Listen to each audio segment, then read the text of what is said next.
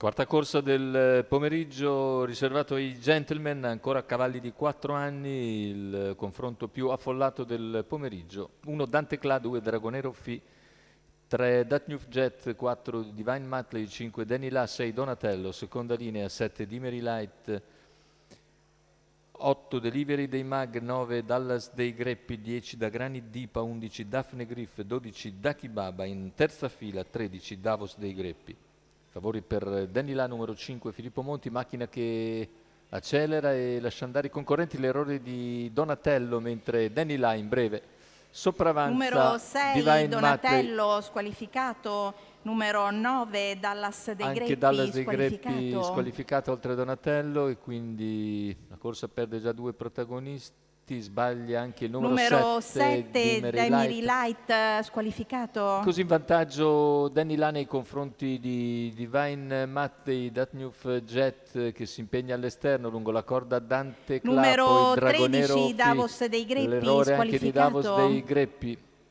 400 metri completati in 37 da parte di Danny La, con Datnuf Jet che si impegna all'esterno di Divine Matley, mentre alla corda rimane Dante Cla davanti a Dragonero Fi, e i 600 se ne vanno in 46,6. In vantaggio Danny La, seconda posizione per Divine Matley, all'esterno Datnuf Jet, poi la terza ruota da parte di Daki Baba che anticipa la risalita di Daphne Griff. Il 800 metri intanto se ne sono andati in 1 e 2 scarsi, con Danny La che continua a comandare la gara a piacere. Seconda posizione per Divine Matley, poi Datnuf Jet in calo, chilometro in 1.17,9, siamo ora a poco più di 500 dalla conclusione. Danny La in netta evidenza nei confronti di Divine Matley, che è l'unica per il momento a seguire l'andatura, poi Dante Cla che prova a ricucire insieme a Dragonero Fi, 400 all'arrivo. Danny La si mantiene in vantaggio, tutti incolonnati alle sue spalle ora, con tentativo di Dragonero Fi di uscire dalla quarta Numero posizione 10 da per Granit avanzare al Dipa largo. squalificato.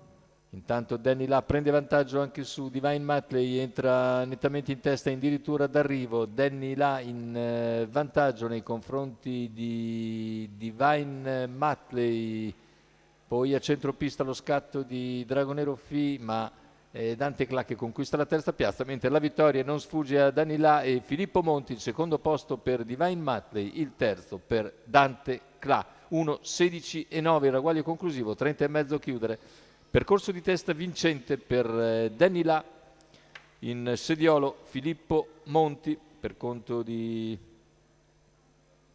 Finetti e della signora Francesca Consoli. Andiamo a rivedere le battute conclusive, con il successo per Danny La, Antonio Finetti al training, Filippo Monti in salchi, secondo posto per Divine Matley, e al terzo andiamo a rivedere il numero 1 Dante Cla.